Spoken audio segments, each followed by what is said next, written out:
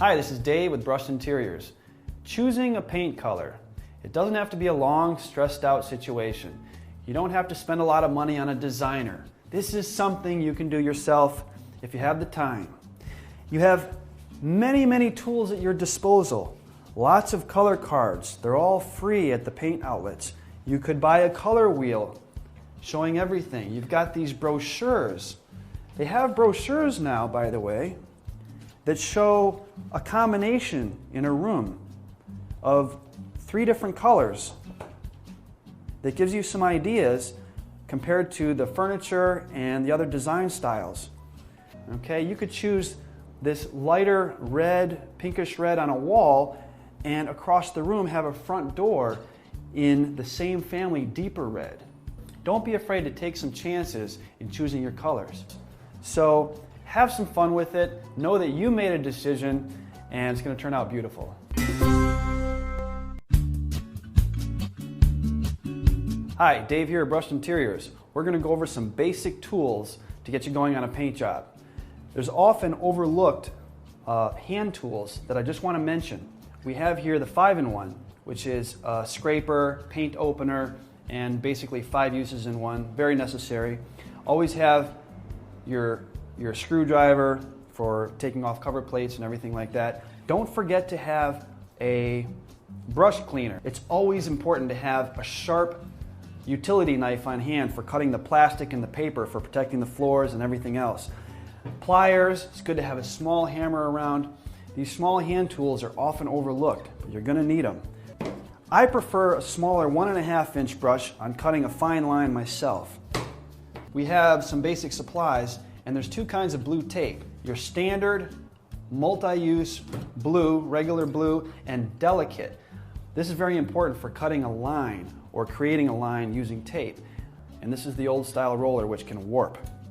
I'd rather use the Sherlock Wooster roller with the plastic cover there. It's much stronger and gives you a fine, smooth edge. That's my roller setup.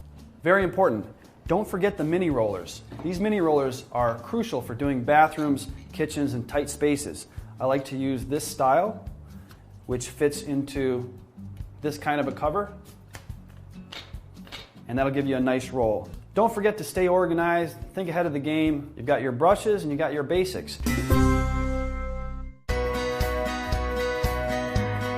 Hi, this is Dave. We're ready to paint an accent wall, in this case an accent ceiling. So we're gonna paint gold, a decorative finish with this gold leaf oil paint. It's a little thin, I have to be careful for drips. And I've got my mini roller once again, standing by. First step is applying some blue tape to create my line. And I'm going to get right up into the corner. And while I'm holding this tight, I'm pulling this out.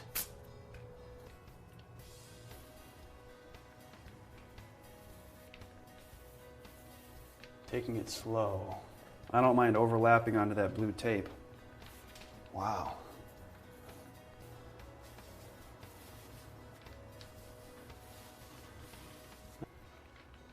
Very interesting. So I'll continue around the room here. Okay, so this gold paint, this gold leaf paint is really something. Let's remove this blue tape and see how our line is.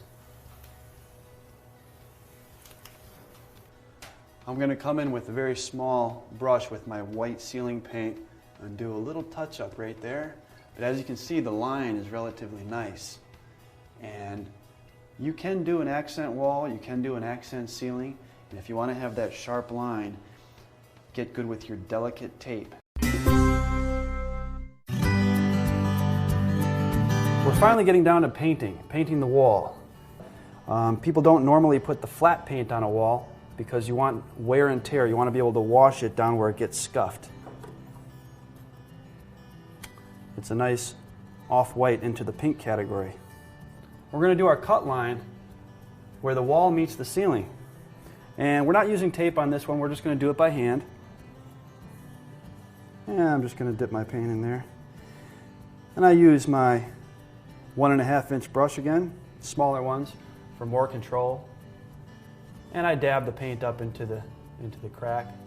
I overlap a little bit, going, if anything, up into the ceiling just a hair. Rather than keeping the line low, I might go slightly high. And then I would just smooth out what I had. No rush. Now this ceiling is already painted. You would paint the room from the top down. Ceilings first. But I'm putting enough paint in a small area to start with, and then I'm pushing it up into my cut line up there and taking it very easy, very slow, until I'm comfortable with it. It's all about finding your rhythm. I'm going to cut in close to this electrical outlet, just using this roller, the side, the other side, the top. Now a few minutes have gone by. I'm going to go right back over to where it was and do the back roll. Nice and smooth. So rolling your wall is your final reward.